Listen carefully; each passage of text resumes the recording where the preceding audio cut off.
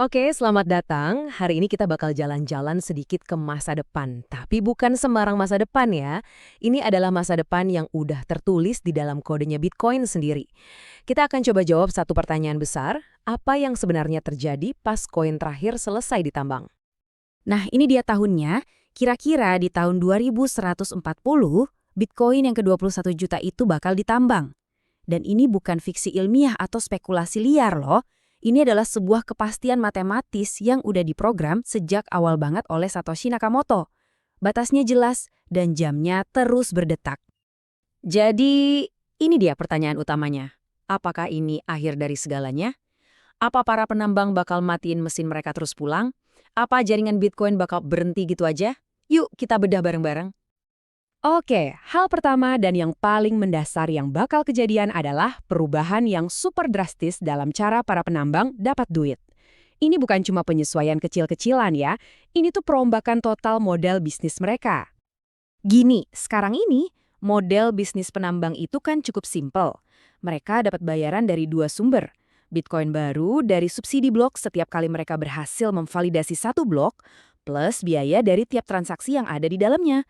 Nah, seperti yang bisa kita lihat, di masa depan, salah satu aliran pendapatan yang krusial itu bakal hilang sama sekali. Poin paling pentingnya tuh di sini, nggak akan ada lagi Bitcoin baru yang diciptakan. Proses mencetak uang baru yang udah jadi inti dari penambangan selama lebih dari seabad bakal berhenti total.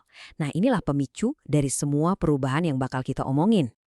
Akibatnya, jelas banget, tanpa adanya subsidi blok, satu-satunya sumber pemasukan para penambang ya cuma dari biaya yang kita bayarkan tiap kali bertransaksi. Artinya, insentif mereka bakal 100% didorong oleh permintaan pasar murni. Terus gimana caranya jaringan ini bisa survive dengan perubahan pendapatan yang segila itu? Jawabannya ada di evolusi. Bitcoin bakal beradaptasi jadi sebuah sistem dua tingkat. Coba kita lihat gimana bentuknya nanti. Blockchain utama yang kita kenal sekarang bakal punya peran baru. Anggap aja dia jadi semacam lapisan penyelesaian akhir, mirip sistem clearing antar bank-bank raksasa di level global. Ini bukan lagi tempat buat transaksi receh. Kenapa bisa gitu? Karena ruang di dalam blok itu emang sengaja dibuat langkah. Ini tuh fitur desain, bukan bug. Kelangkaan inilah yang menciptakan kompetisi, bikin ruang blok jadi super berharga. Hasilnya, biaya buat nyata transaksi langsung di blockchain utama bakal mahal banget. Jadi, mau beli kopi pakai lapisan ini? Wah, udah nggak masuk akal sama sekali. Pertanyaan bagus kan? Kalau blockchain utama cuma buat transaksi-transaksi raksasa, terus di mana kita bisa melakukan aktivitas ekonomi kita sehari-hari? Nah, disinilah bagian kedua dari sistem dua tingkat ini berperan. Disinilah lapisan dua seperti Lightning Network itu masuk. Ini tuh kayak kita buka tab di bar, kita bisa lakuin banyak transaksi kecil yang cepat dan murah, terus nanti diselesaikan dalam satu transaksi besar di lapisan satu. Seperti yang ditunjukin tabel ini, lapisan satu jadi lambat dan mahal buat penyelesaian besar. Sementara lapisan 2 itu cepat dan murah buat pemakaian sehari-hari. Keduanya saling melengkapi. Oke, model ekonominya kedengeran masuk akal ya. Tapi sekarang kita masuk ke jantung perdebatannya. Ke inti dari ketidakpastian terbesar di masa depan Bitcoin, soal keamanan. Ini konsep yang penting banget buat kita pahami. Duit yang didapat para penambang itu bukan cuma buat keuntungan mereka.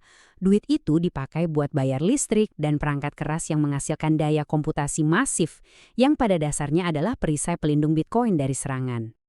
Dan inilah dia pertanyaan triliunan dolarnya. Nanti pas subsidi blok udah nggak ada, apa pendapatan dari biaya transaksi doang bakal cukup besar buat mempertahankan perisai keamanan yang kuat? Itu, para ahli pun terbelah soal ini. Grafik ini nunjukin apa yang dikhawatirin banyak orang. Ada potensi penurunan drastis dalam total anggaran keamanan jaringan. Kalau pendapatan turun, jumlah penambang mungkin juga turun, yang secara teori bisa bikin jaringan jadi lebih rentan. Terus, apa syaratnya supaya model yang cuma ngandelin biaya ini bisa berhasil? Jawabannya cuma satu, permintaan. Harus ada permintaan yang konstan dan tinggi buat ngisi ruang di blok. Kalau blok sering kosong, para pengguna nggak perlu bersaing. Biaya bakal anjlok dan pendapatan penambang juga ikut anjlok. Oke, terakhir, kita lihat yuk gimana para penambang itu sendiri bakal berubah.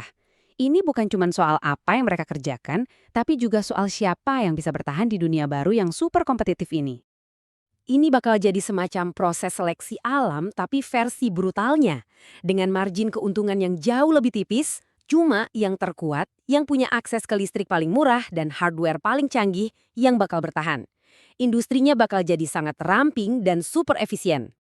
Pada akhirnya, identitas seorang penambang Bitcoin itu bakal bergeser total. Mereka berubah dari yang tadinya pencetak uang yang menciptakan aset baru, jadi auditor transaksi global. Tugas utama mereka adalah memvalidasi dan mengamankan buku besar ini selamanya. Jadi kesimpulannya apa?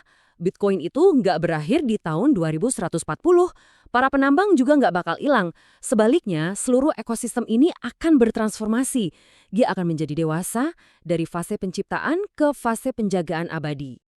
Dan inilah yang saya ingin kalian pikirkan. Saat Bitcoin berevolusi menjadi tulang punggung sistem keuangan global, pertanyaannya tetap sama. Apakah insentif pasar murni yang cuma didorong oleh biaya transaksi bakal cukup kuat buat melindungi sesuatu yang nilainya sebesar itu? Cuma waktu yang bisa menjawabnya.